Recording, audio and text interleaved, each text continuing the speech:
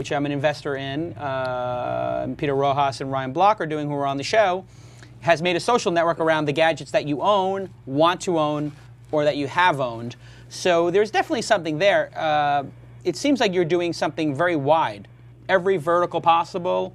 And so that's good to have that big vision. I wonder if maybe picking, a category to go after or a location maybe would be helpful, or some sort of a partnership, because I'm wondering, why do I need to go to ShoutBy to say what I'm buying? Because I do that already on my other services. So my question for you is, what's the super compelling reason for me to do this through ShoutBy as opposed to just doing it on Facebook status or Twitter status? I think it's the same reason why people take a picture of themselves every day on Daily Booth. People want to interact. People want to interact with with different people, and also people that they know with purchases they want to make. So the reason why you would want to do that is because I think in time there will be a large audience, and if your friends, your closer friends, got on it, it would be less of a headache than to deal with text, and you could see pictures of people who upload the webcam picture or something entertaining like that. Basically a fun site. And the reason I agree with you with the categories. That's what I want to do is break down in categories, because if you see on a lot of forums, people will have their latest purchase post that forum. So like a Mac forum would have their latest MacBook that they bought. And so I would try to capture it by categories, sort of like Dig does with their submissions or whatever. All right, so you see some sort of a destination site coming out of all these things that would be fun to browse through. Yes. So can I just jump in with a quick point of view? I would say, Tim, Tyler pointed out correctly, I'm pretty blunt and irreverent, so I don't mince words. I think it's a phenomenal idea, and I think someone's going to knock this one out of the park. I mean, the proof of the pudding will be in the eating and your execution, but let's be honest.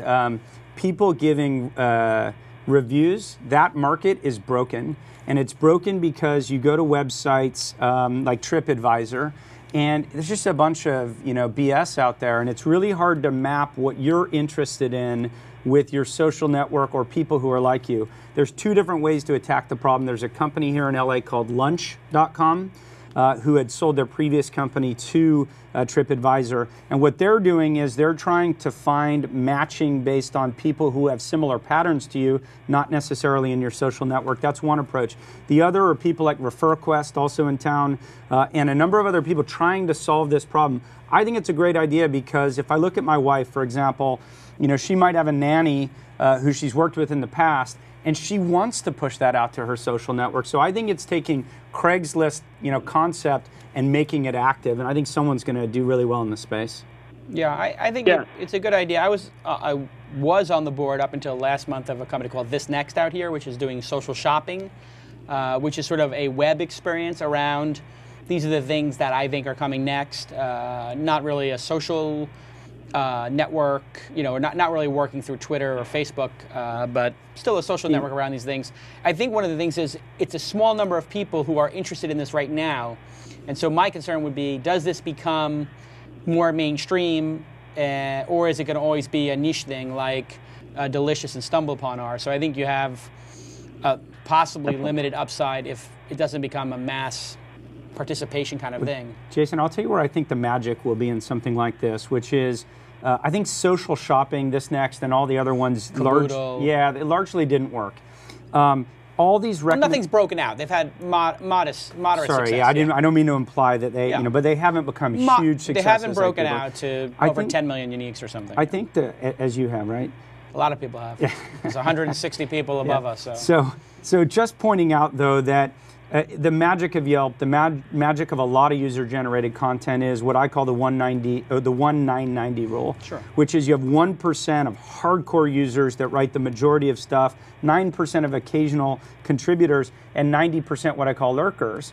And so I think the magic for Tim is, how do you identify the 1%? I think that this was my theory that I wrote in a blog post about 3 years ago. Oh, really? Yeah, that's okay. Yeah. It's a pretty obvious idea. Okay. Yeah, right. So, yes, 1% of the people actually do all the work. some people comment on it, and then the rest of people just consume it. So if these people are the people who are actually writing it, maybe you get a bunch of SEO and a bunch of other people passively read it. But I will tell you this, Jason, is that it's an obvious idea, but most companies try to cater to everyone, and I think what you need to do is find who your 1% is and how to nurture and encourage them, because if they contribute a lot, then the users will come. Right, like Yelp. So they have the Yelp Elite are responsible, 0.1% are responsible for 99% of the experience.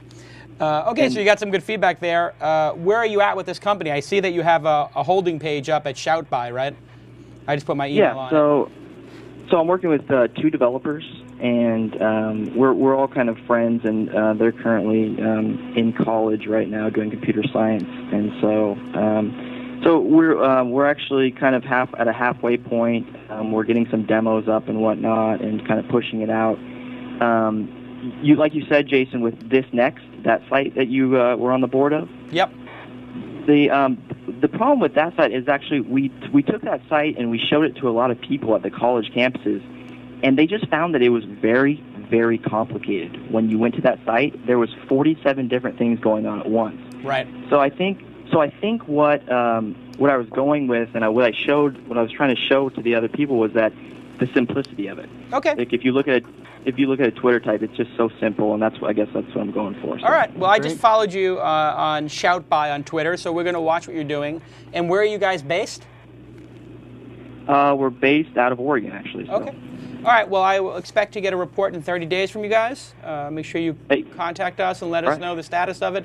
I would like to see mock-ups, if possible, of the user flow. I'll take wireframes if you don't have mock-ups, but I'd prefer to see wireframes turn into some nice, clean mocks by a good designer. So let's get it to the next phase, and then we can actually really have a more deeper conversation. Because right now you got a great idea in a space that nobody's figured out. That means potential opportunity. You got 2 angel investors here who kind of like the idea. One with domain expertise in it, who just spent 3 years on the board of a company trying to do it.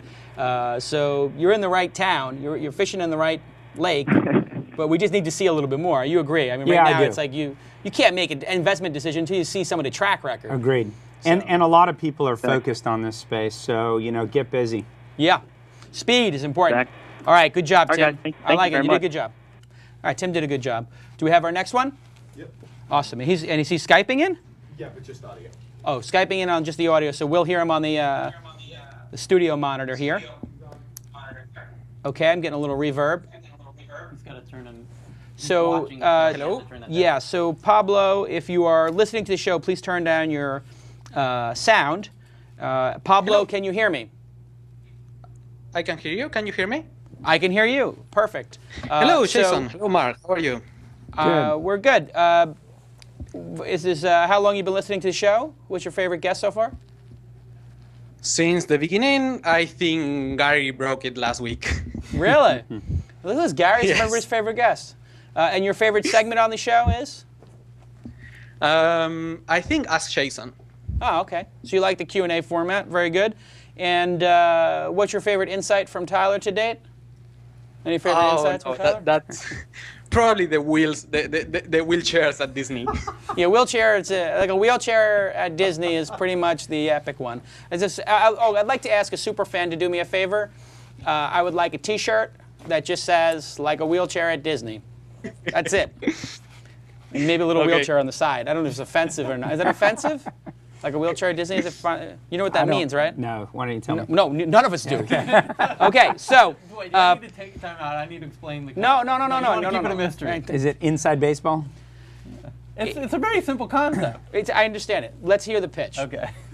Go ahead, Pablo. Okay, so the problem we are trying to solve is wasted time. You're at the gym, you are commuting, you are walking the dog, and you're wasting time. Your body is doing something, but your mind isn't. You are bored.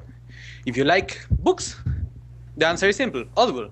But what if you want to keep up with your blogs? That's where we come in. At HearABlog.com, we narrate blogs, so you can listen to them in your iPod, in your Zune, whatever. They just work like a podcast, and our business model is like a podcast based on advertisement. The application is already working. We have many blogs, of which we have 2 high-profiles. One, Jason Cohen of A Smart Bear, Peldi of Balsamic. They're really happy with the service, and generally our feedback is quite good. But we want to grow. We want to build new features and actually get sponsors. And we also need investment. Okay, so the concept is HearABlog, and the domain name is Hear, HearABlog. Correct? Yes. And yes. I'm looking at the page right now, and it says you convert blog posts to audio with an actual person's voice, so you can hear your favorite blogs while you're on the go. So you are paying somebody to do an audio book of somebody's blog. Yes. So this isn't like some computer program reading the blog to me, like. No, it's delicious for us not to do that. I think this is a great idea, and I can't believe that this is not bigger, because there are a lot of people's blogs who I would like to read, and I'm a big into audiobooks. I love Audible, obviously, and I'm at the poker table, wasting time, countless hours. I am walking tourists and fondue, so your pitch is resonating with me. I would like to actually hear some of these, and I think you need. Do you charge for this, or is it going to be sponsor based? It's sponsor based. See, I don't know if that's. I mean, I would pay for this if it was some blogger I like if I don't know if it was Jeff Jarvis. I would pay for, I don't know, $10 a year or something, or $1 a month. I mean, maybe $15 a year. If Jeff would read all of his posts and I would get them all, or if it was Fred Wilson as an example, I would actually pay. So you would pay as a listener. As a listener, I would pay $20 or $30 a year to get every single Fred Wilson post in an MP3 email to me or RSS feed into my iTunes. Yes, I would. Whoa! You're the second time that's offering to pay us. The first one is a blogger. So, and why are you limiting this only to blogs? I mean, what about taking New York Times, the New York Times, or something else and reading it to people? Actually, we are not. Our system is prepared to deal with much more. We are trying to focus on one vertical and try to figure that one and then move to other ones. Okay. So where are you based? I'm in Switzerland. My partner is in Argentina. So you're in Switzerland, they're in Argentina. You've been doing this for how long? 4 months. 4 months. Okay. And it's not full time. It's our spare time project. A spare time project. Okay. Yeah. Mark, what do you think? I have the site up here, so you can pull the site up so Mark can see it. Oh, sorry. If you want to listen to them, you can go to the Let's Hear tab. Yeah, I see it. I got it. Yeah. Okay. Okay, so can we pull up my laptop on the screen here? You can see it here, Mark. Yeah, no, I saw it. So what are your thoughts? You know, listen, I would start with, as a consumer, I love the idea. And like you, I would pay for it. So I think there's probably a large niche of people who would pay for that. And I have the feeling that those are people who sponsors would like to have access to, because I think it's busy executives who would want to listen to this. So I think that's wonderful. As an investor, probably not. I can see this being a nice middle-sized business. I'm not sure that it will be a huge business. I also tend not to invest in part-time projects. I tend to invest less in distributed teams that are, multiple continents away. But I think I would love to see him be successful, and I will be a paying user if he turns on paid subscriptions. Okay. Can I answer to that? Yes. So we actually went to school together. I moved to Zurich because I got hired by Google here. It's not our plan to do it part-time forever. The first time when we got the investment, we will work on that full-time, both of us. And of course, we'll move to work on it together. Okay. So you guys need to get a little bit of, you have to raise, how much money are you looking to raise in your angel round? Do you have a goal? No. Okay. So here's some advice. I would be very definitive about what you're looking for. The more definitive you are with investors, the more confidence they'll have in you. So when I was starting Mahalo, I said I want to raise $4 million at this price under these terms. And I didn't even say that's what I want to do. I said this is what I'm doing. So when I spoke to the VCs and to the angel investors, I said I'm raising $4 million at this valuation with these terms. Are you interested? We'd love to work with you. Or are you interested in sending a term sheet? And that made it a lot easier. If you don't know what you want, then they start looking at it going, oh, maybe these guys aren't serious. They just want to get a couple of $1 million, and you just got to come in and say, I need $500,000, and this is where $500,000 is going to take me. This is what we're comfortable with in terms of valuation. You should be you should be giving the details up front so that they can respond to them. What do you think about that? Could I riff off that a little bit? I'd say some of that I completely agree with.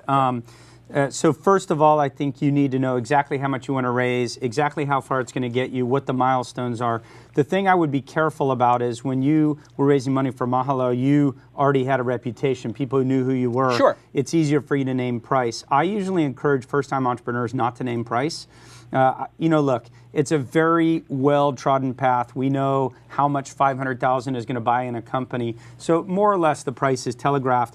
But I think you want to seem a little bit humble, and by not naming price, you don't scare some people away. And so I would just encourage you not to do that. And the last thing, and I'll just be a little bit controversial about this, is quit your job. Like if you're really an entrepreneur, you're going to quit your job and go freaking do this. And if you're not, it tells me you're not really sure about it and you're not that convinced. And I know that not everyone has the economic means, but I see people all day long who pitch me, who have 3 people living in a house, sleeping on couches, eating Taco Bell, finding ways because they're convinced that what they're building is greater than any other opportunities they have. And I think that's the sign of an entrepreneur. I'm looking for that before I put my money in. Right. Yeah, I think it's a good point. People, I think, you're giving a lot of information during this process of raising money. And if the piece of information you're giving is, I might do this project if you give me permission by giving me money, but I'm not so passionate about it that I'm not going to do it if it's not with your money, that's at no risk to me. People go, well, wait a second. That doesn't make any sense to me. You're waiting for me to take the risk and then you'll take some risk? That's not taking risk at all. And so he's right. If they feel like you're doing this with or without them, that creates a sense of urgency. That's what I always think. And a sense that you really believe it's a big idea. Because if you don't believe it's a big idea, why should I believe it? Right. And I think in this case, HearABlog, you have a little boutique idea that I think both Mark and I, and probably Tyler, I don't know how he feels about it, think could become something bigger. I mean, Audible actually, did I think try having some non-professional book people do this kind of a thing, but maybe it's something that they're not focused on. I don't know. Somebody can research for that and tell me in the Ustream room. But let me ask people in the Ustream room if they could rate the pitch. How did you think Pablo did here with his blogging thing, his blogging audiobook project? HearABlog. HearABlog. Just 8 out of 10. That's good. What did you think of his pitch? So any feedback you can give. I think you did good, Pablo. I think 6 of 10, 8.5. It was a pretty good pitch. I think it's also very small. It felt very small and boutique-y to me, which I don't like. I like something that is like, maybe here's the big vision, and here's the first step, and it's one of 30 steps. So we're going to start with blogs in the political space, or we're going to start with business-to-business blogs, because we know there's a market there for paid. Once we establish ourselves there, then we're going to try to get sponsors to underwrite doing TMZ, or Perez Hilton, or things that are music, because we know that you maybe having a sponsor say, this is brought to you free by, we'll get that going, whatever. So I would have liked to see a bigger. I think you're spot on. That's exactly it. Bigger. Okay, good job. Thanks, Pablo. Can I ask you one more question? Yeah, go ahead. How can we get sponsors, advertisers? Yeah, so the way to get sponsors is to find somebody who I would say is endemic to the space, somebody who has a vested interest in the space, somebody who has an affinity towards the space. So if you had something that was music, and you found somebody who just really, Sonos, let's say, somebody who's passionate about music, and they have a product that if they just sell 1 unit or 2 units is going to really make them happy, you can approach them and try to show them, like, hey, we're passionate about this 5 music blogs that we've now put on audio. People can subscribe to the stream. We've already got 300 people. If you sponsor it, we think we can get it to 3,000, and we're going to give you this introductory rate that's really low to sponsor it. And we understand you're not going to get the CPM doesn't work out yet, but we're really going to help push you, which if you've listened to my show, when I do those thank yous, I'm giving a very personal thank you to everybody. I'm really trying to, goose it up a little bit. So you can get advertising 2 ways. One is you have the scale and they come to you because they need the scale and they need your reach. The other one is you can start to sell them your passion. and it's a passion project, which was what we did on Weblogs Inc. So that just requires hustle. I mean, most people are going to say it's too small, and you're going to have to knock on 20 doors to get one yes. I mean, that's, I don't know how to say it more clearly. I mean, even if you have scale, you got to knock on 5 doors to get one. When you don't, it's 20 to 1. You have a unique sort of advantage on the sponsorship front because a lot of these blogs have sponsors already. That's a good point. And they might want to find a sponsor the audio version as well, you know, for an additional. And then you do a rev share potentially with Totally. the blog itself. I guess what these guys are, what Tyler's telling you is, don't sell it. Let somebody else sell it. So you go to the Federated Media blogs and you say, hey, Federated Media, we have this service that will read all of the Boing Boing blog posts.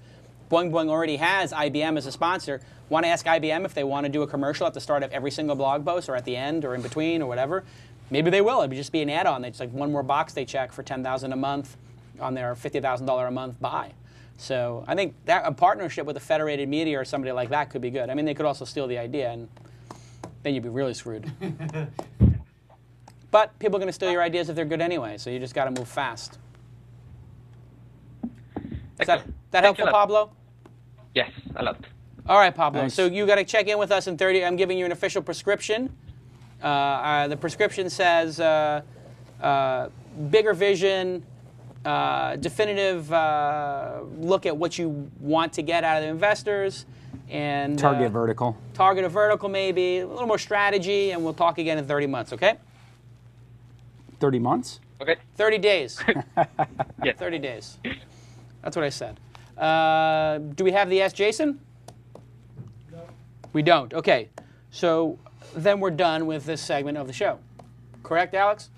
Yeah. Okay. So that went okay. Yeah, I thought it was good. I think you had 2 good presenters.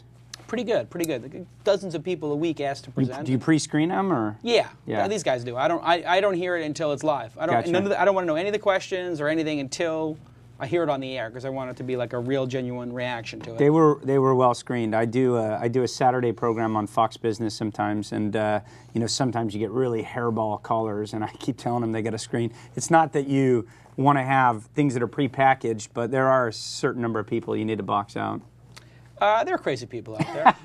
Yeah, of course. I mean, I got a question once about someone trying to raise money for a salad dressing, and he was nervous that someone would steal his idea. And I asked him, how many stores are you in already? And he didn't have any. He had the recipe.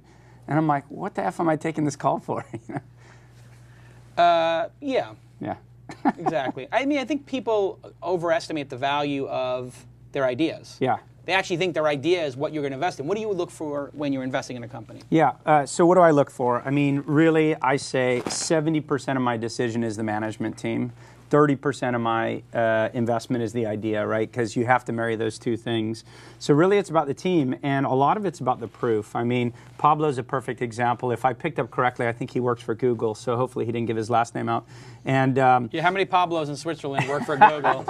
Yeah, Argentinian living in Switzerland. I think he said he worked for Frugal, right? That was, yeah. So, okay. So listen, I'm looking for certain attributes of a real entrepreneur, and a real entrepreneur is 1 in 1,000, or maybe the odds are even worse than that. It's that person who's driven, maniacal, has already quit their day job because they can't imagine doing anything else. They see this idea, they're afraid that someone else is going to steal the idea if they don't do it first. And I often get the people who come into my office and they say, well, here's 3 guys who are part-time and they're going to join me as soon as I get funded. And, I try to be helpful, but sometimes I get a bit cheeky and I say to them, well, I got to be honest, you're not an entrepreneur. And the guy will look across the table or the woman will look across the table and they'll say, like, what are you talking about? I said, well, listen, if you were an entrepreneur, those 3 people would have already quit their jobs. Why? Right. Because you would have had that inspiration, that magic dust that they quit to join you. Right. And the fact that they haven't says that there's probably not something here. And to which they then say, oh, no, because I'm married and I just bought a house and I got a mortgage. So I looked them in the eye and said, well, you're probably not an entrepreneur because you should keep your day job to pay for your mortgage. Right. Entrepreneurs are maniacal and driven and they have this idea. So I'm looking for that focus. Level of risk-taking. Yeah. That level of focus. risk-taking, and they've already done something, they're not talking about it. I usually like second-time entrepreneurs, mostly because I effed up everything on my first company, and I just realized that first-time entrepreneurs make similar mistakes. The other thing I'm looking for is domain experience and what someone's doing. Sure. It's not absolutely required, but it certainly helps, right? I mean, depending on what you're doing. I mean, if you're building a marketplace for the sale of chemicals, and Yeah. you know nothing about the chemical Exactly. business, what are you going to? I mean, you're a smart guy, but if you chose to go into like secondary lending for autos, where people are selling secondary paper on autos, which, by the way, I mean, we love that market. Right. No matter how talented Not you me. are as an entrepreneur, you don't have credibility in that. So Right. I would have to get somebody on my team who did, and then Yeah. why would I be running the team and not them? Yeah, so domain experience and all matters. Team dynamics matter. I think that's something Sure. people overlook. I see a lot of teams where I'm not convinced that the configuration of CEO and their other senior person makes sense. And because, the teams blow up over time, if there's not that great sort of... What do you think of this co-CEO nonsense? I don't want to front load the question, but But you did. But I did. Sorry, but I mean, I hear this a lot. Like, oh, we're co-CEOs. I'm like, really? What does that work? Do you get that a lot, or? We get it from time to time. Right. Unsurprisingly, I'm not a big fan. Why? Because, well, look, at the end of the day, so I told you I effed up everything in my first company, and I had worked in consulting before that, so everything was about consensus, right? But startups aren't consensus. It's every day making hard decisions, and there are times where you disagree, right? And you need someone who separates those out and makes clear decisions. And I think co-CEO creates unstable situations in companies because if they start to fight about direction of company, there's no easy way to resolve it. And everyone masks over it, and they mask over it because of Larry and Sergey and the two chaps from Neither of which, YouTube. by the way, are the CEO. Yeah, no, I agree. I mean, Eric Schmidt's the CEO, so it's sort of a misnomer. But in the early days, Yes. right? Or they gloss over YouTube or whatever. So you can always find an exception to try and make it the rule. But the reality is the road is littered with management teams that have blown up. And so I don't like it. I think it's an unstable sense of the world. I get that same feeling. And so you said you like first-time entrepreneurs. Second-time entrepreneurs. Second-time entrepreneurs, Or because the third or first fourth time they screwed up. You think that the people who you see coming in with a failure under their belt, would you rather have somebody who's come in with a failure or somebody who's come in with no experience? Or, no. Okay, good. Yeah. I thought you were going to say our success. I'm going to say Yeah. obvious choice, right? I would much rather have a failure. Yeah. Yeah. So, there's an old saying that I picked up along the way, which is good judgment comes from experience, Right. but experience comes from bad judgment. Ah. Right? So, here's the thing. Like, as a parent, you can tell your kids, look, don't drink too much, or this girl that you're dating, don't think she's going to be the love of your life. But you can't. Right, she'll break your heart. You can't learn your kids' lessons for them. Right. You have to go through it. They have to have too many drinks and then get that dry heaves and Exactly. start heaving and puking and Wake up in a Then- parking oh, lot, it's having terrible. lost their license and not knowing where they are. Right. Not that ever happened to me, but Right. But listen, once you've been through that, you develop a certain resiliency. And the other thing I would tell you is this: I often talk about the Kool-Aid hype curve, right? Where entrepreneur raises money, gets in the press, builds product, everyone wants to join, raises venture capital, and it's all up, right? Yeah. But most of us go through that down phase, Sure. right? And or when sideways. or sideways, but when you're going up, but Right. usually it's down before sideways. Yeah. And when you're heading up, I think you believe the hubris too much, and you fall. So, for example, a very good deal, a company in town was in that hype curve, and a first-time CEO. And I said to him, I said, look, he wanted to go buy a bunch of companies, and I said, but you haven't proven your core business. And he's like, oh, but I can assemble all these things. Buying companies is what you do when you're on the way in the hype curve in the very first company you've been in, right? But when you learn that after you acquire those companies, it's very hard to integrate, and you still, if you haven't figured out your core business, you're not going to figure it out by acquiring other businesses, right? A lot of companies make similar mistakes in the hype curve, and once you've corrected and come out, I think you're a much better leader. Never get high on your own supply. Yeah. Would be the way I stated in the Okay. show. People Yeah. tend to get all this press, they Yeah. get the venture capital, and they think they've won. Yeah. And those are signals of quality, certainly, that getting press, hiring great people, Yeah. having a wire transfer come in from a VC, these are signals that you're doing something right. Right. But they don't mean that you've succeeded. Yeah. And that's the problem, is people actually think, oh, I've raised the money, I'm successful. No. I don't know how you feel. I felt that way in my first company. The way I say it is, don't drink your own Kool-Aid. I was there. I mean, we were on front page of Financial Times, Wall Street Journal, the top VC magazine in Europe. We'd raised a bunch of money. I was in the private wine cellars of Bernard Arnault in France with the CEO of Dell and Sony. And I just thought I was the bomb, right? And then, it becomes self-fulfilling because everyone tells you the bomb you think you are, right? And I was the bomb until I wasn't. Yeah, I mean, And I it think, all ended quickly. this is what happens to people who go fly on somebody else's private plane, or you know, they are at somebody's mansion for the weekend, and they all of a sudden think, hey, this is my life. And it's like, no, this is not your life. You just are visiting. And you're seeing what that life is like. And you think about like TechCrunch 50, for example, because let's say the top 5 or 10 companies, probably all 50, but particularly the top 5 or 10, they get so much attention. And they confuse that attention with success. But success is a dirty, gritty world of actually moving the ball forward a couple of feet every day.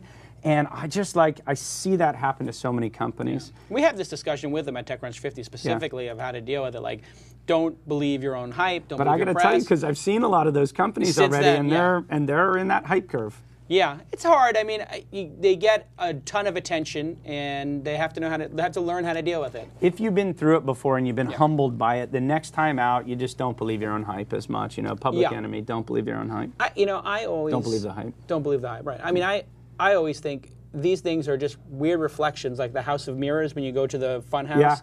And it's like, sometimes the press makes you look 10 feet tall, sometimes it makes you look 3 feet tall. Sometimes you look like a fat bastard, sometimes you look like you're anorexic. It doesn't matter, they're just mirrors. The reality is you're standing in front of the mirror, you gotta look to yourself. How do I actually look? How does my product actually look? How's my user base? And that kind of stuff. It's all nonsense. It's funny, we have the same analogy. So I wrote a blog post called We're All Naked in the Mirror. And what I saw happen was in my company, it seemed like everything was in the, crapper, I guess is that I can say that. Sure. And yet we would read the press release of every other company, and we're like, God, man, why are they nailing it? Why are they getting customers and biz dev deals and all this stuff? And in a way, in a startup, you're all naked in the mirror because you see all your problems. And what I also encourage companies is not to believe everyone else's press releases, because everyone else is wearing their best outfit and you see them, but they're still looking at themselves naked in the mirror and seeing where they don't look good, right? So it's a ton of nonsense, but you can also have the opposite effect, which is this: you see the distortion from the inside, but secretly they're seeing the distortion on the inside, reading your press releases, wondering why you're nailing everything. It's really like a poker game. Like, what are the cards you actually have versus what are you representing? Exactly. I mean, that's what it comes down to. So you've invested in a couple companies. I know one of them now because you just did a blog post on this Adly, ad.ly. And I didn't realize that was yours. You invested. They raised $500,000 in seed. And Dan Gould is involved. He is an advisor and an investor from PhotoBucket. Both. Is Dan Gould going to be on the program at some point? He's LA-based. He's got a Tesla. That's orange. He's a star. And he did PhotoBucket. No, he didn't do PhotoBucket. He did Nuru. He did Nuru. Peter Pham did PhotoBucket. Peter Pham did. He's one of the News Corp acquisitions from Web 2.0. Where it is. So anyway, ad.ly has Dr. Drew, Kim Kardashian, LeVar Burton, all these people who were on the suggested user list. And Jason Calacanis. Not yet. No? No. Okay. Well, so the basic idea of it is, they say, this is how they say it themselves, in-stream advertising on Twitter, whatever that means, connecting top-tier Twitter with top-tier brands. So basically it's pay-per-post through Twitter, and you buy, and there's like 50 people doing this right now. I mean, everybody and their uncle has set this up in the last 90 days to do this. Why did you decide to invest in this one? Because it seems like everybody has this idea of, now that Kim Kardashian has 2.3 million followers, gee, that's worth something. She's probably going to send 10, 20, 30, 40,000 people to any link you put in there, I would guess, maybe. Well, let me say it this way, okay? Let me start with, when we invested, there were 2 main competitors, right? But the competitors were just started. So it's not a me too. It's not like I'm trying to create the 8th video site, after YouTube. So it's a very early idea. What I like... this is ground zero. I don't mean to see that they're like, they followed 50 companies, but there are 50 people pursuing this at once. So what I would say is this. Again, my investment thesis is team. Right. Sean Rad, the CEO, is a phenomenal young talent in LA. He was on his second company. I met him on his first. His first was called Orgu. It was a good idea, but not a great idea, so I chose not to invest. The 30% didn't work on the first one, the idea piece. But on the second one, when you look at Sean being surrounded by other great people, Brian Norgard, Dan Gould, Evan Rifkin, and the team just has some magic in it. What do I like about in-stream advertising? Well, think of it this way. What was successful about, so we invested in Overture. We knew a lot about intent-based search, and that's what intent-based advertising, that's what Google has been successful about. You type something in a search query bar, And for me, I'm 41 years old, I have 2 little kids, and I say Halloween costume, there's a high probability I'm looking for something in Halloween costume. Right. Then people confuse that in social networks. They said, okay, Mark's 41. Now we actually know from the social network he lives in Santa Monica and Brentwood and does these other things. And they put an ad and they expect me to click on it, but I didn't show intent to do that just because it's before Halloween. Here's what's important to me about the stream.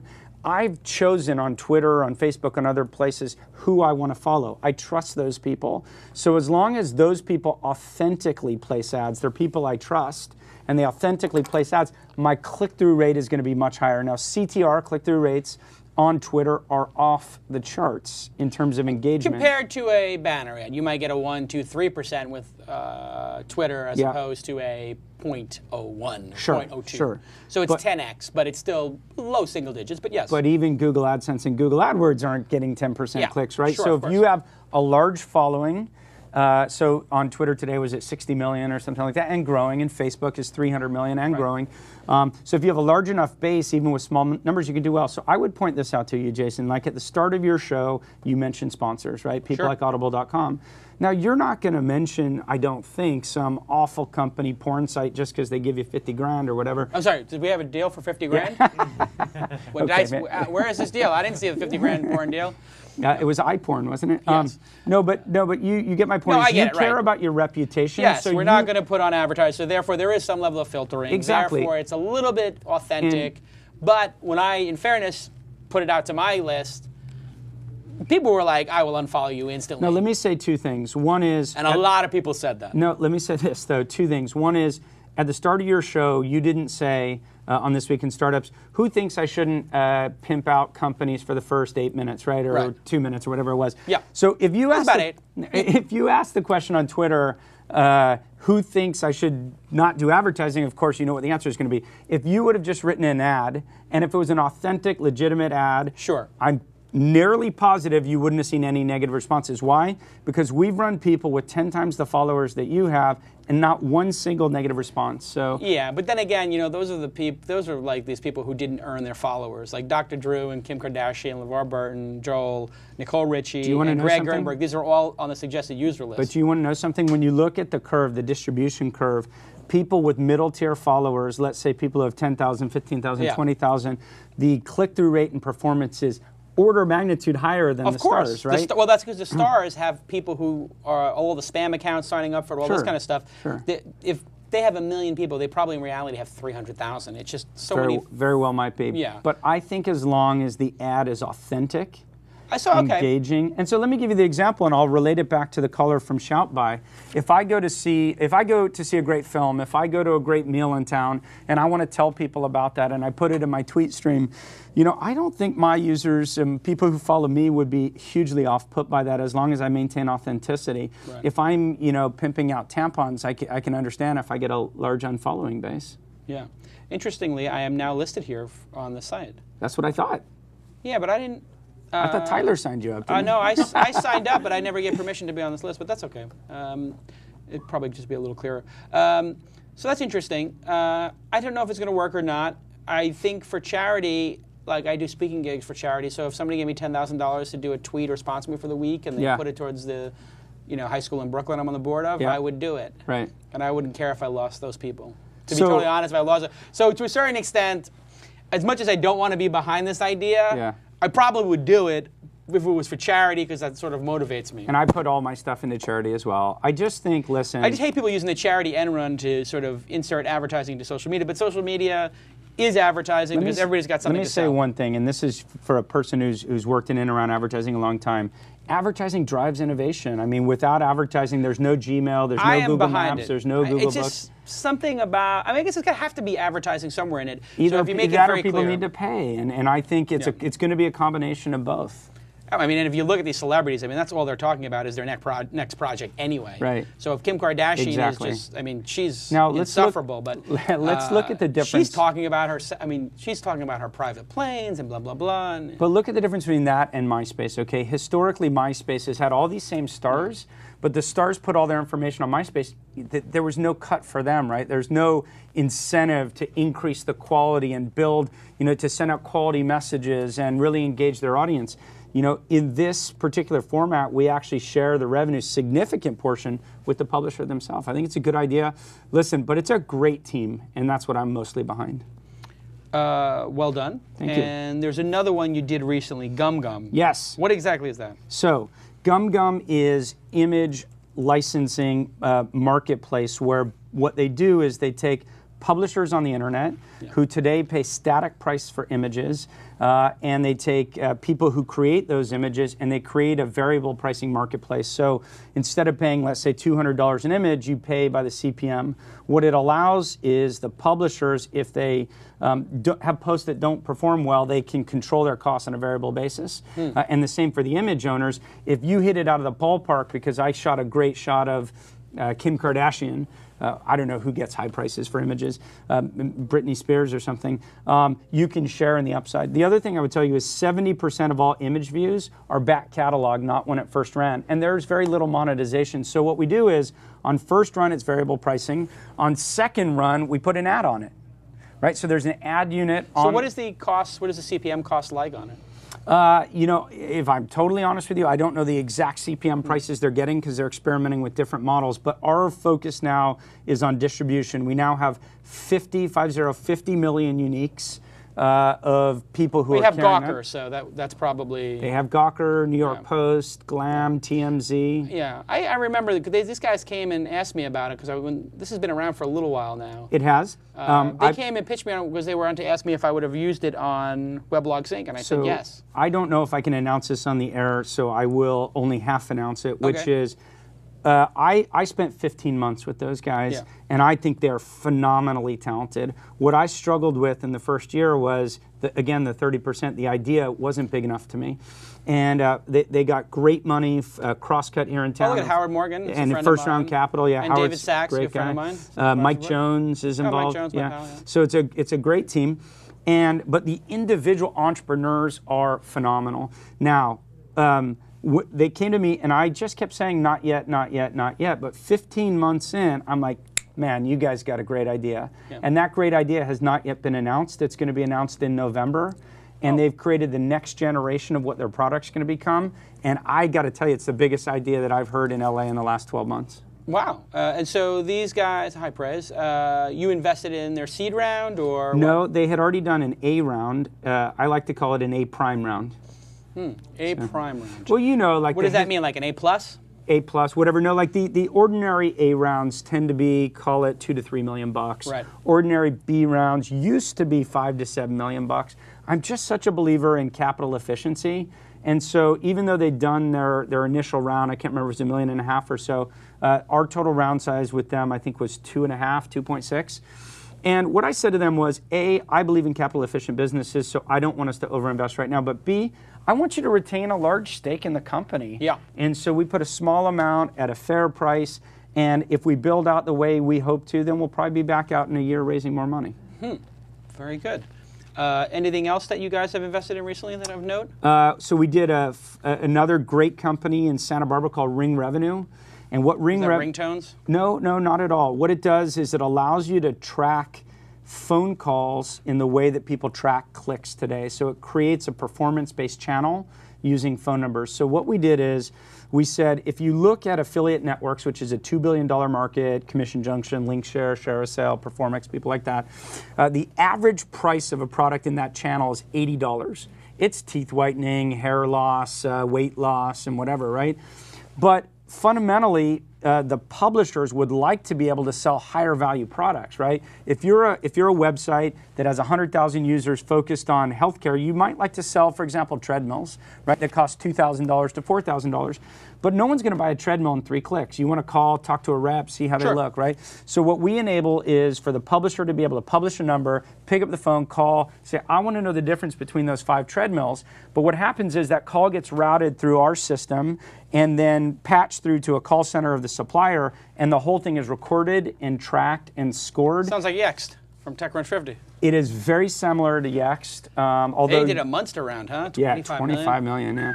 Although that company's slightly different, but it's similar to what VoiceStar and Ingenio tried to become. But they like Ingenio got wrapped up in horoscopes and porn, and I think this whole idea of like tracking the lifespan of the phone call, transcribing it into text, and giving it a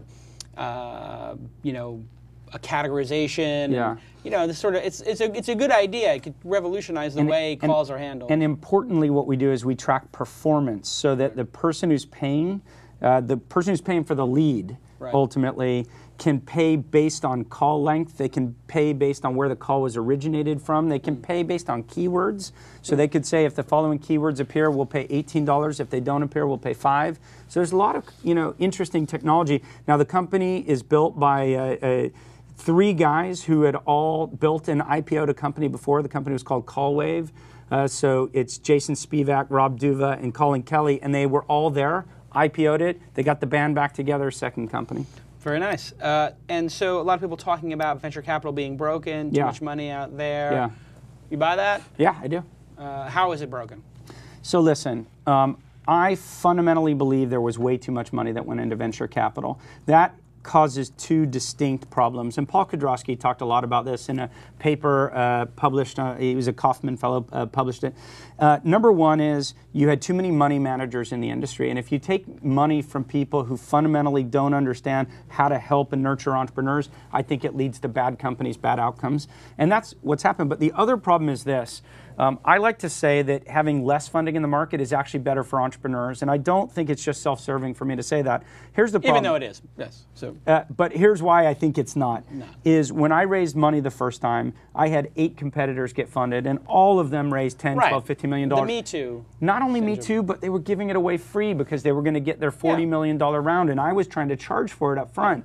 And so when I have a $2,000 a month price point, it distorted the market. It does distort the market. For a long time, sometimes. For a long time. And what it means is that great innovators and entrepreneurs don't build as healthy a company. And I think that with less capital, we'll build healthier companies. And more discipline, less capital. So yes, I agree to a certain extent. There was the Urban Fetch and Cosmo price wars that they both ran off the side of the cliff. Yeah, and along with Webvan. All of them had too much money. They all just ran off the side of the cliff. Look at, for example, I don't know, locally here, if you saw Ripple TV and... yeah, that crashed and burned. Crashed and burned. What was they were doing like... so they were putting up TV screens and Coffee Bean and Tea Leaf and similar things. And what that hasn't worked for anybody. No, except in China. So except in China, right. There was Focus Media that had a $6 billion market cap. So guess what? All the money pours in saying, well, worked in China, right? And so there was this big war where they had all raised $25 million with no revenue. Right. And we were getting offered, oh, my friend, have I got a deal for you? Only 40 or 50 million pre-money. Well, hang on a second, you got sub 1 million revenue, not Ripple, but just the industry in general. And that whole industry is just blown through probably $100 million and not a single success to show for it. Yeah, sometimes it's a distraction. I think I like to raise money at a large scale and then deploy it on a small scale. There you go. That I think is the ultimate. If, as an entrepreneur, if you have the credibility to raise a lot of money at very big valuations and then deploy it like you're a first-time entrepreneur, that's how I do it. With one exception, and I heard you say this one time before, and I didn't want to say it because you were on stage at the time. I think in your situation it works, and for most entrepreneurs I advise against it. Why? Because if you raise a small amount of money at a small-ish valuation, it preserves your option value because first-time entrepreneurs might, of course, you can might sell like for $30 million. You can sell for $50 million. Or 15, right? Yeah, of course. You know, you raise $1 million bucks at a 3. You don't want to set the goalpost so far. If it's too high, you can't get the exit. You'll never get an exit. And you've gotten an exit before, and so the next time you're shooting for the moon, I get that. Yeah. But for first-time or young entrepreneurs, if you haven't gotten your exit, raise small amounts, preserve your options. And as you scale, I always say to people, you have a choice. The choice is, do I want to sell for 15 or do I want to go for it? Right. And at that inflection point, your VCs, if you're successful, if you have good VCs, will allow you to take a little bit of cash off the table. And I think that's a healthy thing because what it does is it aligns your incentive with the VCs to suddenly swing for the fences because your wife isn't busting your balls because she doesn't have a house yet. So if we align our incentives... So you're cool with that, to take the $1 million, $2 million off the table? If you have achieved something in the company, no question. Is there an upper limit to that, you think? Or? Yeah, I'd say, city by city. In LA, it's call it $3 million upper limit for the top 2 guys. Yeah. It's got to be $3 million each. I'd say probably $3 million total. Right. So enough that they can put a down payment on a really good house. I call it feed the family, right? You know, just take care of your family. Because I was that entrepreneur. I was on my second company. I had 2 little kids. You know, my wife was working at Google. We had this very kind of Silicon Valley existence, but I hadn't got my exit yet. And I just felt that pressure. You need a house, you got private school, blah, blah, blah. Yeah. And so in 1 year, we got 2 exits. I sold both of my companies within 12 months of each other. And if I ever did another startup, I'd feel like you do, right? Now I only want the monster outcome. But for young entrepreneurs, it's okay to get a double. Absolutely. Let's bring in Lon for the news.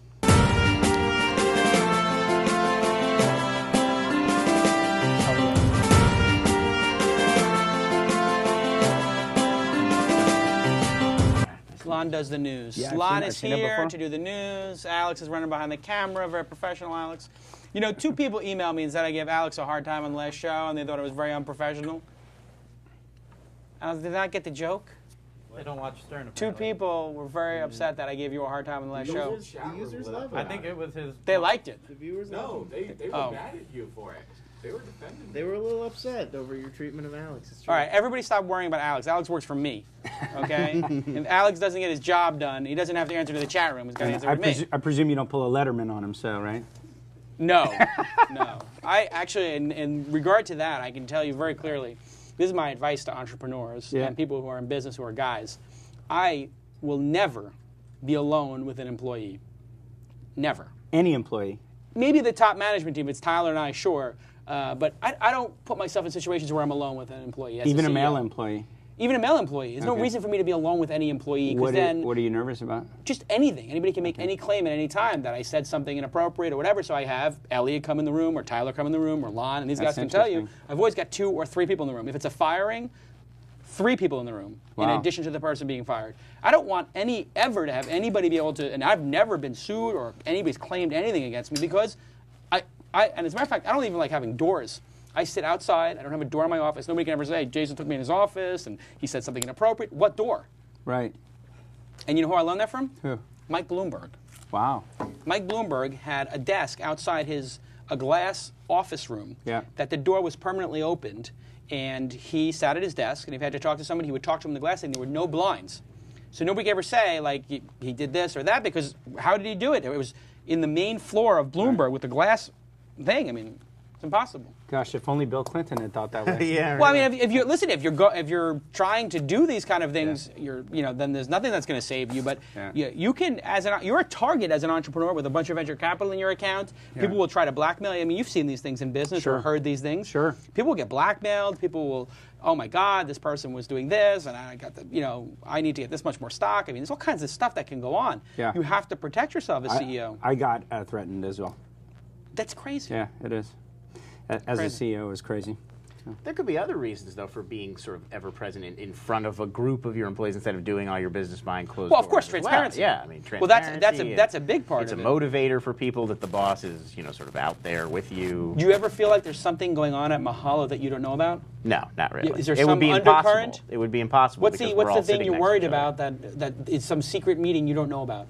Yeah, no, they're us all sitting very close together in a bunch basically prevents that kind of office politics sort of interaction. It's not possible because where are you going to go? Everybody can hear everything you say. And if there is a problem, like we had a problem here with something and we had servers going down or whatever, we just talk about it frankly. Like, this is a problem. The servers can't go down for 3 hours. Why did it happen? And my philosophy is, as long as you learn from the mistake and you correct the mistake, I'm fine. For sure. If you don't correct it and you didn't learn from it, then I'm not fine. Then we got a major problem. Yeah. Anyway, this is the segment of everybody loves on the show, the news. The news. And let's hear the news. All right, let's start with Motorola's Droid phone. The forthcoming Motorola Droid, the first Android 2.0 smartphone. Yes. Arrives in stores November 6th. About $200 with a 2-year contract from Verizon. Comes with a 5-megapixel camera with a flash and zoom built in, touchscreen and a slide-out keyboard, a couple other sort of bells and whistles. And unlike previous Verizon phones, you don't have to go through the Verizon App Store. They're going to let you go right through the Android market. There isn't this 2 competing App Store sort of deal like they used to do. So with all your recent problems with Apple, would you ever consider moving to an Android phone? I am going to get one of these and start playing with it. I like to have a BlackBerry with me, and I like to have 2 phones on me at all times. In case one goes down, batteries, signal problem. Anyway, I'm in a unique situation. I'm going to definitely get one of these. It's a very significant platform. The number of people who are involved in Android is large, and this hardware is getting good. And the fact that you're going to be able to point your device to a URL and load any piece of software you want is important, critically important, since these are computers more than their phones. Yeah. And Apple, I predict, will have less market share than Android in 2, 3, 4 years. I think an open platform is going to win because it's too expensive, the iPhone. It'll always be too expensive, the way they go. There's going to be massive competition in the Droid space. There's going to be people going to look at it and go, I can get the Droid phone for free, or I can pay $100, $200 for Apple's. I don't think Apple will still be successful, but I think it'll be a 2-horse race. A lot of the people are saying that it's the lack of games and sort of fun stuff on the Droid that is really holding them back. So do you think that's a long-term I think that's sort of issue? That is a medium-term issue, I would say. Apple got off to the races with their platform. Yeah. However, if these other folks don't have to wait in line and give 30% to Apple, that might be pretty motivating. So if you can buy it, if you can go directly to my site and load it and pay me directly, then I get 100% of the revenue, and your phone and your phone company has nothing to do with it. That can be beneficial. Of course, it's nice and easy to buy through Apple, so the ease of use of not having to put in your credit card is important. So I think it's going to be very successful. I think the apps are half of an issue, but it's not going to be too difficult to port applications either. And these applications are written basically in C++, from what I understand. So. They're going to be able to port them. Another big question is the network, right? You know, I don't have an iPhone because I live in Brentwood, and there's absolutely no AT&T coverage where I live. In the most affluent neighborhood in Los Angeles. Yeah, and so, and by the way, before this, I lived in Palo Alto, like ground zero. Steve Jobs lived on my street, right? Yeah. No freaking AT&T coverage. AT&T's a disaster. It's a big problem in West LA. Yeah. It's all over West LA. I love the Verizon commercial. There's a map for that. Yeah. As opposed to an app for it, there's a map for it. Yeah. Yeah, it's a problem. But I think Apple is going to make it the iPhone available on other services soon. Hopefully. Yeah. I would like to. But it's going to be a lot of competition for this. I don't think Apple is going to keep the stranglehold on. I don't think Apple will develop a stranglehold on phones like iTunes. I don't think they'll be as pathetic as they are in the operating system on a percentage basis. So I don't think they're going to have single digits like, you know, they obviously have more right now, but they're not going to be a single-digit competitor like they are in the PC space. Right. But they're not going to be an 85, 95% player like they are in the MP3 space. It'll be somewhere in between. It'll be a tweener business for them. That makes sense. Yeah.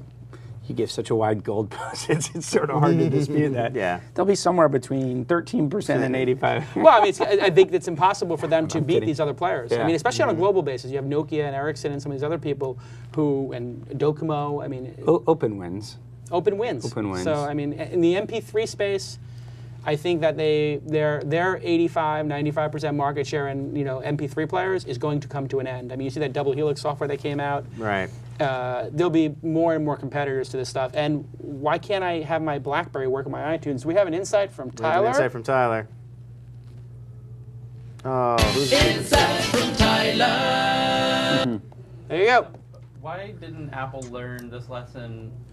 That, I mean, this is essentially the same sort of scenario that's going on right now with the phone platforms, which is a little mobile computer, happened when early on when Macintosh had the head start over PCs, and everyone's raving about the Apple II, pre-Windows 95. Then Windows 95 comes out, and anyone can develop on, and yet you have all these hardware manufacturers that are building for it, just like the phones are now. Very simple. At that time, Steve Jobs wasn't the Steve Jobs we see today. He wasn't as good at making product as he was, and I don't think that their product was as refined as it was. Their product became very refined when they moved to Unix for their operating system, and when Steve Jobs came back and made better hardware. So I think the hardware, their lead in hardware is so great right now in their design that it didn't used to be that way. An Apple computer was not as well designed than a compact. They were all the same. An Apple next to a compact, they all look the same. But something happened with Steve Jobs 2.0, Apple 2.0, where the design and the quality of the hardware and what it was capable of doing was much greater. That's what I think. Right, but just the closed nature. You'd think he would learn that he really got bit on the closed nature of Apple. I know, think but you know what? Caused him to lose last time. Closed, if you're the greatest thing in town, works okay. You know, so if you're the greatest restaurant in town or the greatest club, you can be a jerk off at the door. because you're the best club in town. And until you got some competition, you know, then it's harder. And the MP3 space doesn't have competition. The other interesting thing on this that I haven't heard anyone mention yet is that, you know how Apple won't let the Google Voice thing in?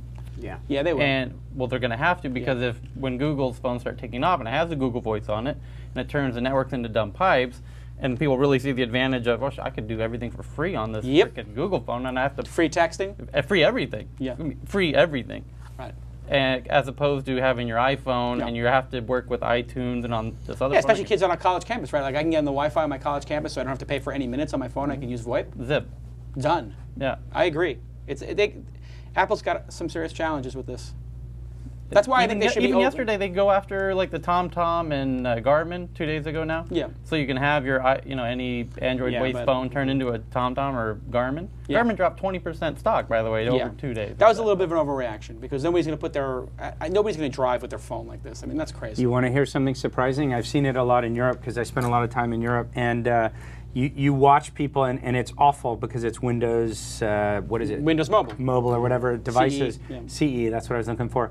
But they started selling these things that you could mount in taxis. And then you turn them sideways. And honestly, I see people putting them, like yeah, taxi drivers using them all over Europe. Not good. So, but I do think you'll see more of that start to emerge. And at the end of the day, what is a Garmin, right? A Garmin is basically what we have Google Maps with some voice in it and maybe a slightly better functionality, but over time, I don't see an existence for Garmin. Over time. Yeah. Well, that is a major concern for the iPhone just generally, is that a lot of the most popular apps are Google, and if Google decides to start putting all their best stuff just on the Android phones. Yeah, they're built for every platform. I mean, also then the apps, I mean, the web is become so rich that the difference between what you can do in a browser and what you can do in an Apple application, an iPhone application, most of those applications could have worked in a browser window if the browser supported Flash, for example. I have to say, I feel like I'm the only person who ever says this, but I think the idea of having apps is very temporary and it's total lunacy, and we saw the same thing emerge when the internet emerged.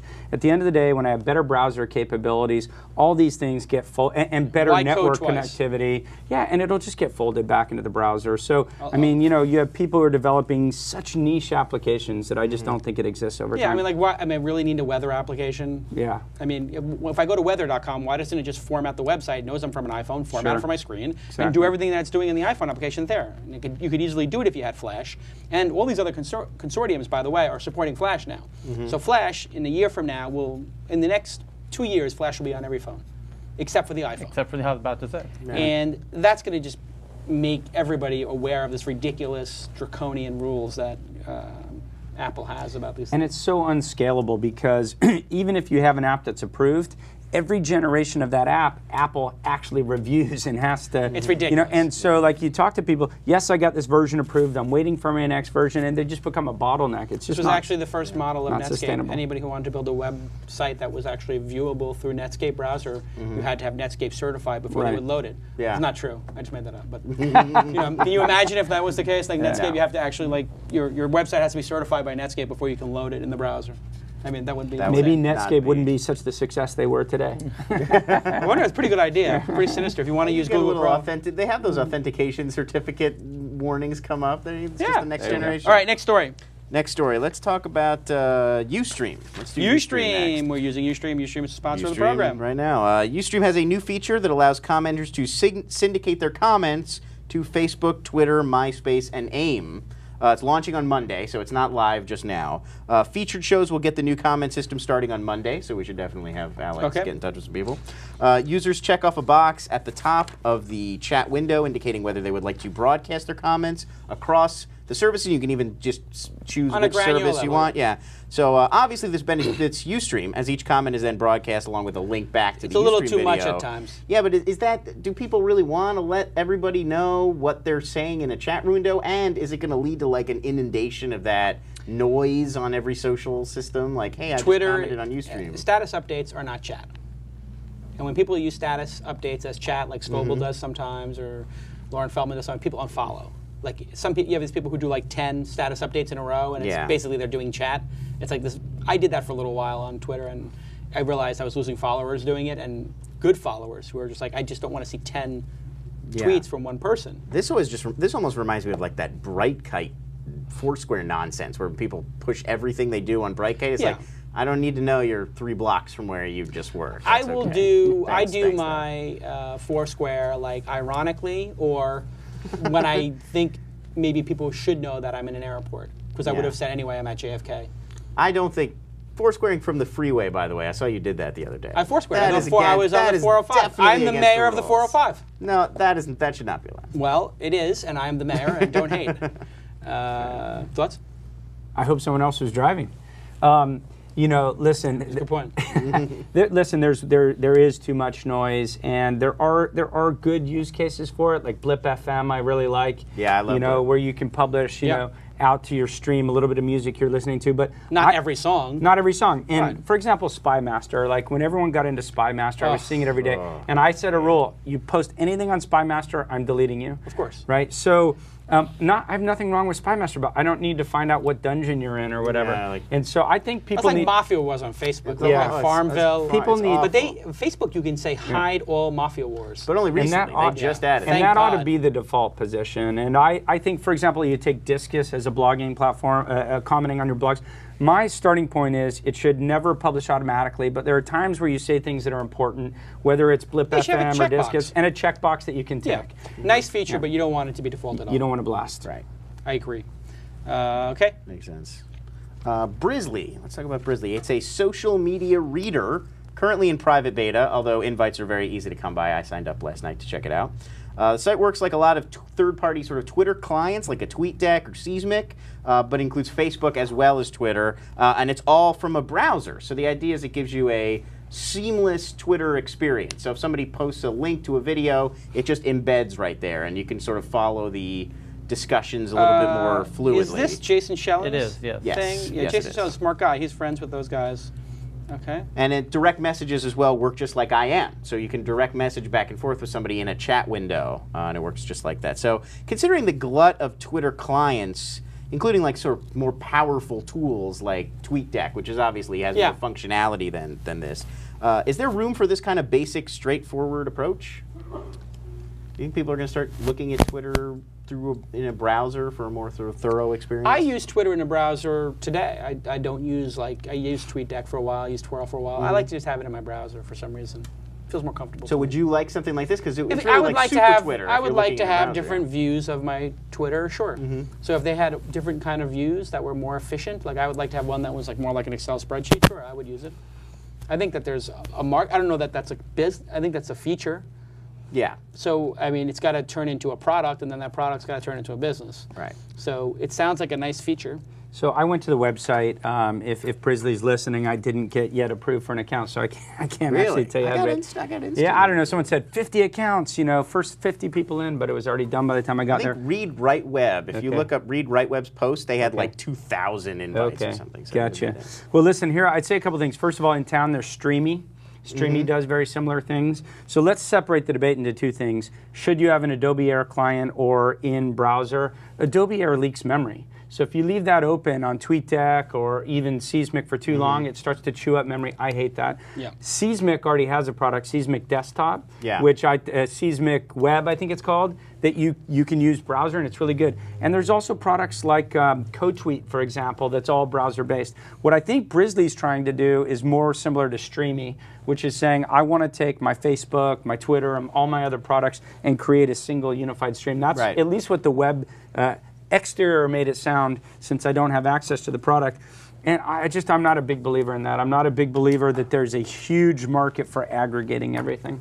The one thing they do that I thought was kind of neat is they have the Twitter trends on the right, and they actually have, it must be a human editor, go through and actually explain them. So you can see a trend, you can hit Y, and it'll actually say, oh, this is a popular topic because he was on TV tonight. So you know what's interesting is that's actually, I don't know if Brizzly does this, but I met at the 140 conference, not the recent one, but the one before that was in LA, I met the company that does that for Twitter. And what they do is they figure out, not by humans, they have some technical way of figuring out where the trending topic originated from, and they build this whole thing that then explains where it originated from. There's probably some curation, but there's a company that does that. I wish I could remember the name. It was really interesting. It's so conversational. I assumed it was people because like Jay-Z and Beanie Siegel were both trends last night, and I clicked Y, and it says Beanie Siegel released a rap song that dissed Jay-Z, so everybody's discussing it. And it was really oh, that's interesting. Where's that? On Twitter does that? No, Brizzly. Oh, Brizzly actually does that. has the trending topics, and next to each trending topic it says why. And you can click that, and it actually gives you a sentence. I'm going to try to find the name of the company, and I'll email it to you guys because there's a company that does that. That was actually my favorite feature. I think there's obviously a lot of value to be built on top of Twitter, TwitPic, and YFrog, and all this stuff. I mean, so why not? Sure. Is it a huge business? Not now, but if they came up with some killer application, perhaps. So, you know, when people started making Facebook applications, they were like, "There's nothing there," and then Mark Pincus with Zynga is now going to make more money than Facebook itself, maybe at some point. So, you know, if he does these things across all the networks and has destination sites, I mean, you don't have to play Farmville just at Facebook. You could play it in MySpace, or you could play it at farmville.com if you had that domain name, or whatever. So, I mean, there's a lot of potential there. It's a perfect segue into the next news story. Okay. I couldn't have written a better one. According to TechCrunch, Facebook has announced some sweeping changes for third-party developers. Yes. May impact their business. The new default view, first of all, favors status updates from friends and viral media as opposed to updates from games like Farmville. Sure. And that's already responsible for a dip in the traffic those sites are seeing. And now new rules are going to say they can't push notifications. You know, those notifications that pop up in the bottom of your screen? Yeah. Third-party apps aren't going to be able to do that anymore. So when somebody updates Mob Wars, it won't let everyone in their network know, hey, this guy just got a new key in Mob Wars or whatever. So that's going to cut them even further. So do you think Facebook can have it both ways? They can encourage this vibrant community of developers and protect everybody from seeing spam all the time? Yeah, this is the second time they've done this kind of a thing. I mean, people used to be able to one-click add everybody in your address book and send them an invite to a game, and now you can only do 10 or something, or 15. So they're just building in some controls so that people just don't go crazy. And some of these things are going crazy. I mean, when you tie the gold in the game to spamming your friends, then you know it's brilliantly sinister. Like your motivation, if you want to get more fruit on your farm or whatever, spam your friends. I mean, I'll tell you, I have a lot of Mahalo users who are my friends on Facebook, and they all like this game Fashionista. Yeah. And until they had that hide Fashionista thing, it used to drive me insane because it's something about it. So it's just every time you want to get a new outfit or something, you have to let everybody know. If everybody's connected and all the information is flowing freely, then you're going to need some tools to deal with it. Because now we went from like we don't know what any of our friends are up to. And now it's like, well, this is way too much information. I mean, at some point, our biometric data is going to be recorded by our social networks, and it would be like, oh, Jason's heart rate is really high right now, or you know, whatever. Lon's not sleeping well. I mean, we could get to the point of absurdity in how much information we share, and probably will.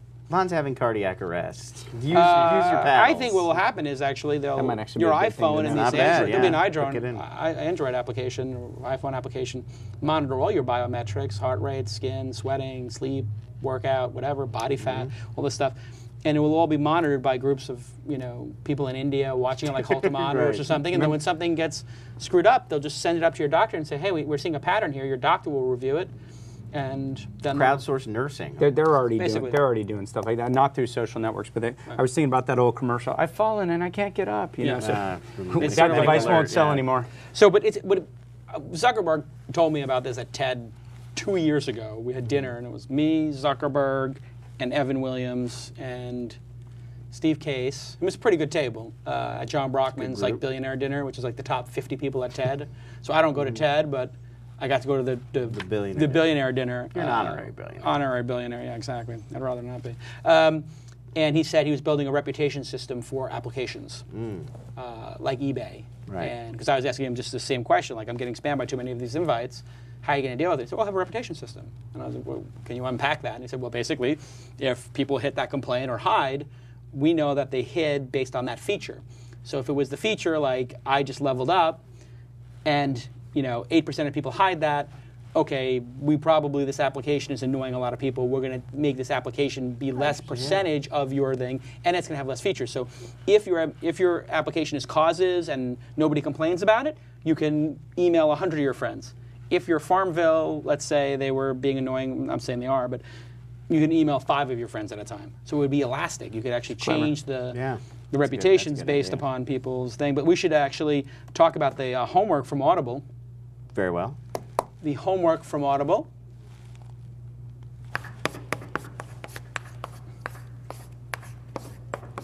The homework segment, Mark. Great. Very special thing going on at Audible. The copper bracelet, which I pulled up on my screen here, is available now. It's coming out on 10/29. Is today 10/29? Yesterday was 10/29. Yesterday was 10/29, so it's out, and you can get the first chapter for free and a special discount on the whole book by going to audible.com/twist copper. Twist Copper. Twist Copper. TWISTCOPPER. Have you started listening to this yet? I put it on my only iPhone. the beginning, only the very first part. But this I haven't really dug into it yet. This is the follow-up. Right, to the Chopin manuscript. The Chopin manuscript, which was 15 thriller masters. This is like all the best thriller people writing. Lots of big, best-selling thriller authors, for the medium. This is not a book that was made into an audiobook. This is an audiobook that was made into an audiobook. It was designed to be an audiobook. This is made for the medium. Yes. It's not translated or transcribed. No, it's not awkwardly read by a voice actor from a book. It is. So everybody go get this, and if you're a super fan of the show, if you subscribe to Audible by going to audiblepodcast.com/twist, is that right? Audible Podcast, singular? Singular. Audiblepodcast.com/twist. TWIST, you will get a Mahalo pack with a $20 bill in it, which pays for your first month on me. Boom. We had 50 people order it last time. We're going to do 50 people this time. Can we make sure we put a note about that on the website, Alex? Yep. And let's get another 50 people to get on Audible, and then next week we'll talk about this book briefly, and then we'll do a business book. But this is a fun diversion. You get to do this. I'm ready to go. All next week, during my commute, I'm going to be listening to Copper Bracelet. Well, that's what you got to do. You get on Audible. Okay, and next story? Next story, let's see. Pick something good here. Last story. Last Are you going to the Laker game tonight too? You know, I gave my tickets to Don, so I'm Those are your tickets? Yeah. Well, no, I got the tickets for Don. Yeah. Oh. So I know you're going. Well, Don called me and said to go, and so you bought. I gave him up. Are these really good seats? Well, the 2 seats that I gave him are second row. You're kidding. Second row, yeah. You bought these yourself, or these are like... I got corporate tickets from a law firm, which I really liked the law firm, and I contacted him, said, Don Dodge is in town, can you give me tickets? And they got them. Wow. Yeah. Because then Don Dodge called me from Microsoft and said, hey, let's catch up. You want to go to the game? Because Mark Cuban's going to be there. It's the second row. We can say hello, da-da-da. Yeah. And I was like, sure, I'll go to a Laker game, second game of the season. Mark Cuban will be there, and Ron Artest. Sure. Not bad. I guess I should say thank you to your law firm, and to you, and Reed to Don. Reed Smith. Okay, everybody loves Reed Smith. Reed Smith gets a free advertisement. Thank you for the second row. Is it literally second row? So, you know, there's 2 rows that are on the floor. And then there's the 2 rows right behind. And the 2 rows behind. So these are about 300 apiece. You can throw stuff at Jack. Yeah, they retail $245. Yeah, I get these seats sometimes. Okay. All right. We'll do MapQuest. MapQuest. MapQuest was. That still exists? MapQuest was still in the lead. They actually had the majority of market share at the beginning of this year. Yeah. They have now been surpassed by Google Maps. They continue to lose ground. In response, Google Maps now has 45% of the market to MapQuest 35%. So not as far behind as you might think. Yeah, give it time. In response, they've lost some new features and updates, including enhanced terrain information and info about subway stops. But obviously, they have a lot of ground to recover if they're going to compete. Is there any hope they can turn it around? No. How did it get so bad? No. The problem is the product stopped innovating a while ago, and Google did the API in their Maps program. Then MapQuest started playing catch-up with their API. Right. You know, Google Maps had that very good, scrolling kind of feature before them. And so what happens is, if you consistently show that you're going to add better features in another product, over time, people will stop looking to the other product. So it's as if you had a restaurant that had great specials every night, and then people don't even try the other restaurant because, like, well, there's always something great at that place. We got to go there. Right. That's what's happening now. People don't trust the MapQuest brand to deliver. They trust the Google brand to deliver, so they're going to put their bet on Google, and then they're not going to set it and forget it. And also, a lot of people are starting with Google anyway, so the market share of Google is naturally going to drag Google Maps along. Why would you leave Google Maps to go to MapQuest? It's not necessarily better. Yeah, Google Maps being integrated with Google Search is pretty powerful. Yeah, if I look of up an course. address, it brings up that map. And Google- there's no need for me to go anywhere Can I else. point out the opposite, though? It's what I find so surprising is MapQuest is such a crap product and has been for so long. And it's surprising to me the staying power of certain applications that are so bad. Oh, yeah, you think it should be gone by now. It should have been gone 3 or 4 years ago, and I would go to assistants in the office and say, can you print me out Google Maps? And they would print it out in MapQuest, and I'd say, no, print it out in Google Maps. And I hate the product. It's been so bad for so long. And it took me like 4 years to get my mom off AOL, like paying for the dial-up, and I finally dragged her off. And now she's like, God, why didn't you tell me Gmail existed? And it's surprising to me the staying power of applications if you get people locked. And why would they change? They got other things going on in their lives. This is what, I mean, It just people becomes in our automatic world, after people in our it world just think, used oh to my go. God, how could you still be using Yahoo Mail versus Gmail, or Gmail versus Hotmail, or Hotmail versus this? I mean, people don't even think about this. Like, why would I switch? It works. Yeah. You know, listen. Some people will they drive the Cadillac when their dad drove a Cadillac. They drive a Cadillac. They're gonna die in a Cadillac. Why would I drive anything else? It works. I've seen it work. Yeah. Even if the switching cost is 0, as in this case. Yeah, I mean, there is some odd brand loyalty to MapQuest still. And I actually did. I tried it last night when I was writing the story, and it is clearly inferior, which is interesting. It's cluttered. It's not well been around designed. so long, you would think they would at least be able to get as good as the other products that are out there. I don't know what AOL is going to do with some of these assets. Like, if AOL is going to become a content company and it's Weblog Zing 2.0, like, why are they going to keep MapQuest? Like, should they just sell that to somebody and give it away? And it's so clear that Google always sees one step ahead, because it wasn't about maps, it's about local and how I build local advertising. Yeah. Local advertising starts with a map search. Like, why did MapQuest miss that?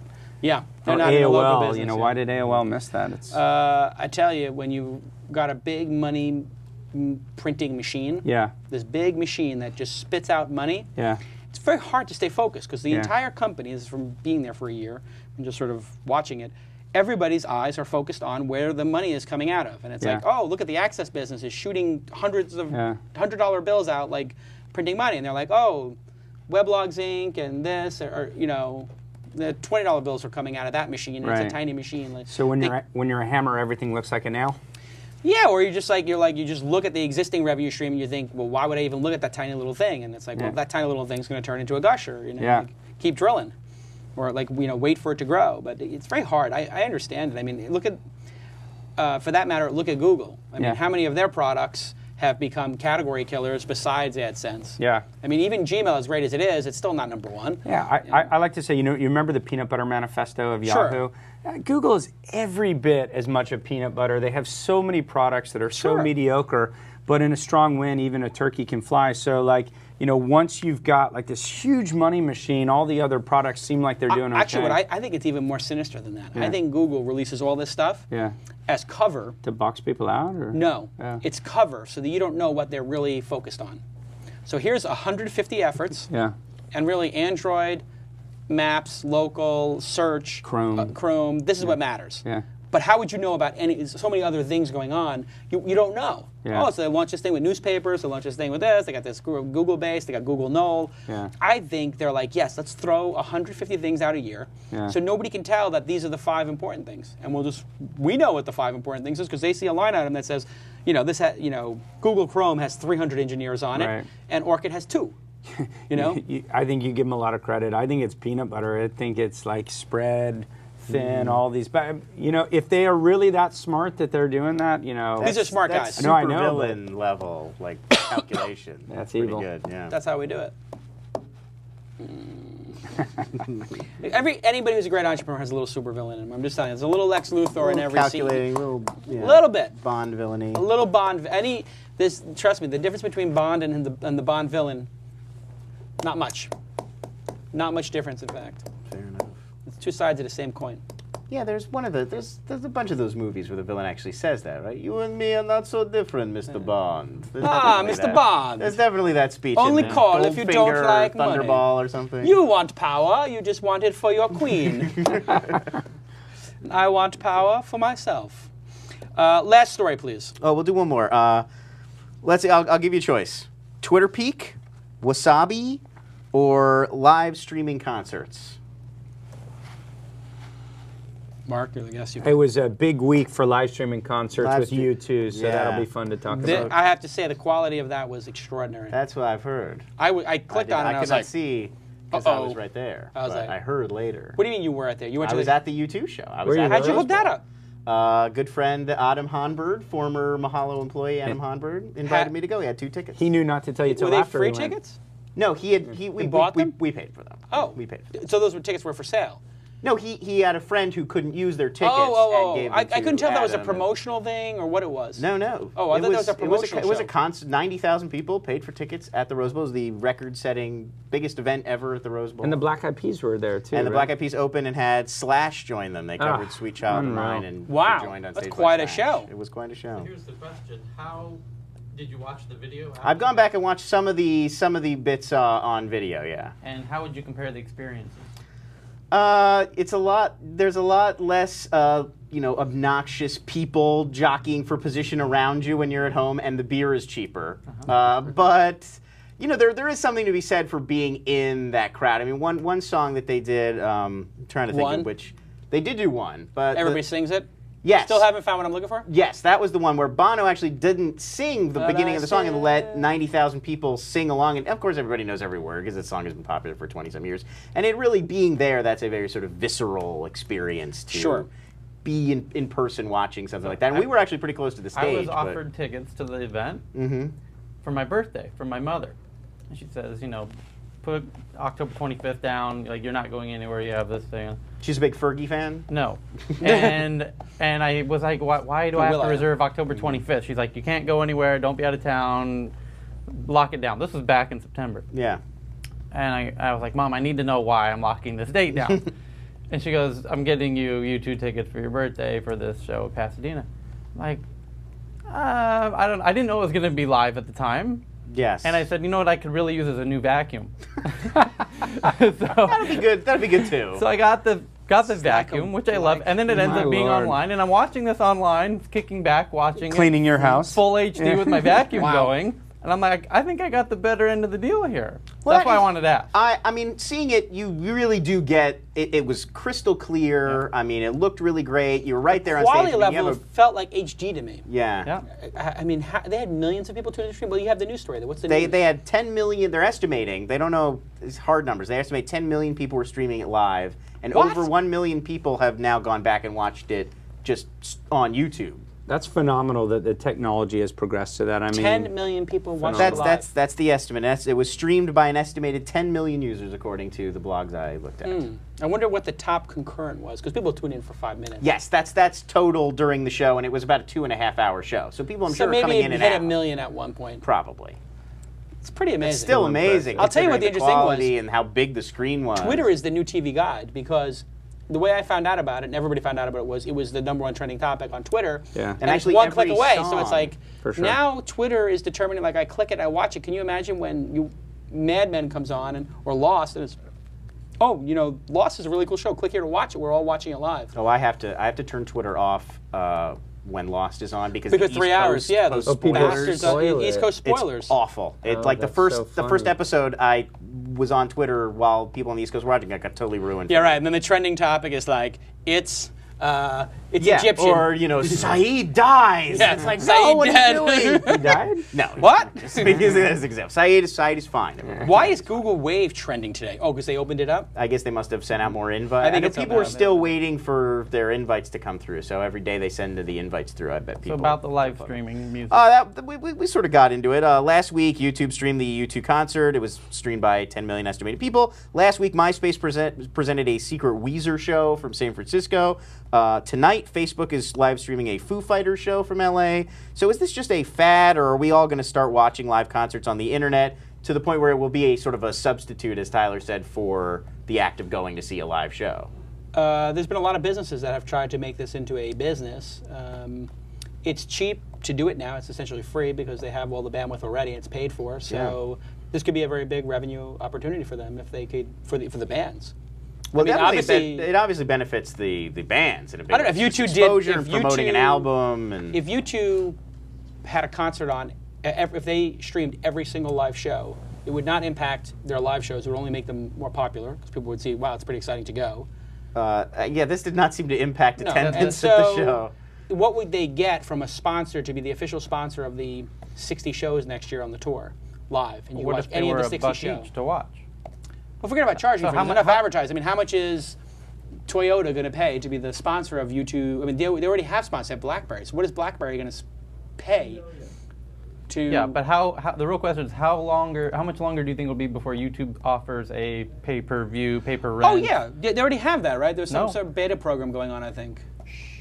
There is a beta program coming. No, people have been talking about that forever. They're going to do pay-per-view stuff, just like iTunes does or whatever. But I don't think people are going to pay for it because I think the sponsorship opportunity is even better. I think. I don't know. Could be.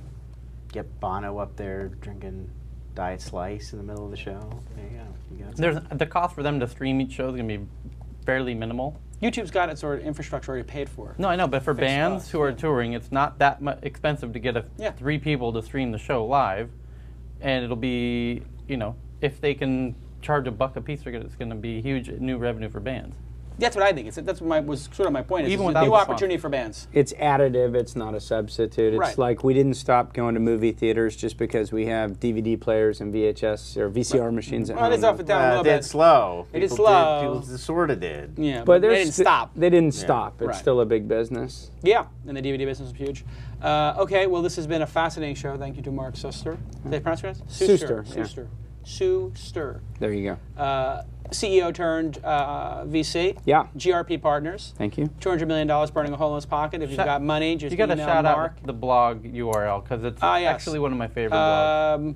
Yeah, I have a blog. It's called Both Sides of the Table. Yes. I try to write about how to best approach VCs and also just leave some startup lessons and whatnot as well. So everybody check out Both Sides of the Table. And your Twitter account is? M. Suster. M-S-U-S-T-E-R. There you go. So everybody follow Mark on Twitter. Thank you, Tyler. Thank you, Alex. Thank you, Lon. My pleasure. Should I hypnotize the audience now? Go for it. Oh, you didn't do that yet. That's right. That was the plan. Everybody ready to be hypnotized? I'm ready. We dim the lights a little bit in here. We're Is it dim like the lights. the Pee-wee's Playhouse now? What is No, what is that? no. I'm going to hypnotize everybody. As the lights are going down. Wow. This is for Halloween? This is my new. I'm going to have a new religion. People may have seen on Twitter, and so the first part of this is going to be some positive affirmations for you guys to be more successful as entrepreneurs.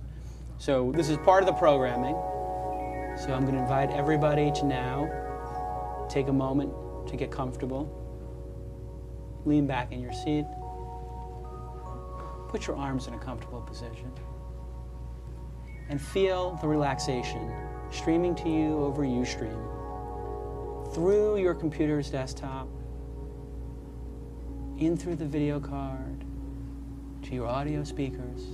Double relaxation now, coming through the mouse, into your hand, up your forearm, through your bicep, into your shoulders, and feel your shoulders gently relaxing as they sink and slowly release. And you feel that release from your forehead down to your temple, closing your eyes. And you feel your jaw getting relaxed and slowly releasing. And now giving yourself permission to be even more relaxed through your chest and you're breathing deep. And as I count to 10, you will go into a deeper relaxation. 10, so relaxed, even Jimmy Wales couldn't get you upset. 9, ready to raise angel capital financing for your company. 8, more relaxed than ever. 7, breathing deeply. 6, so relaxed, feeling the warmth. 5, 4, and when you wake up, you're going to feel totally refreshed. 3, and you're ready to take on the world with your business plan. 2, and 1, wakey, wakey, lights up. Everybody awake. How's everybody feeling? Very relaxed, Everybody feels refreshed. good and relaxed. Very nice. Okay, so that is our first relaxation, startup relaxation, and we're going to be doing this weekly to program you guys to be better entrepreneurs, and you should feel better now. You should feel ready to take on the world, ready to buy an Audible subscription, ready ready to buy TechCrunch 50 ticket at full price. You're going to feel ready to do what you need to do. I can't feel my legs. This is part of the Caliconology program that we're starting. This is my new religion. I am going to take all the programming that everybody's had, the bad programming, that they can't do it. I'm going to strip that out. And then we're going to reprogram everybody and build them back up to be great entrepreneurs. Great. It's going to take time. You know, people's parents screw them up. Yeah. And people's religion screws them up. And then they watch the television that screws them up. They listen to Bono. They'll definitely screw you up. Bono is not going to tell you, you need to listen to me, and I'm going to strip all that out so you can be a great entrepreneur. How do you feel, Lon? You feel relaxed? I don't know why, but I feel like I have to quit and go start my own company. Right. This is probably going to be my last show. Yeah. Not sure what just came over me. Absolutely, absolutely. Well, thank you, everybody. It's been a great episode. Thank you to Ustream. Thank you to DNA Mail. Thank you to WebSpy. Thank you to our guest, Mark Suster. Yes. BothSidesOfTheTable.com. Thank you to Tyler for his incredible insights. Thank you to Lon for the great news. Thank you to Alex and Kenny Chen. And did I leave anybody else out I'm supposed to thank? Oh, go to the audience conference, and if you need to roll deep with us and you can't afford a ticket, contact at This Week in Startups. If you want to be on This Week in Startups on Jason Shark Tank, or you want to ask Jason, contact at This Week in Startups. I hope everybody enjoyed the relaxation, and we'll see you again next week. And go Phillies. F you. Can we cut that out of the program?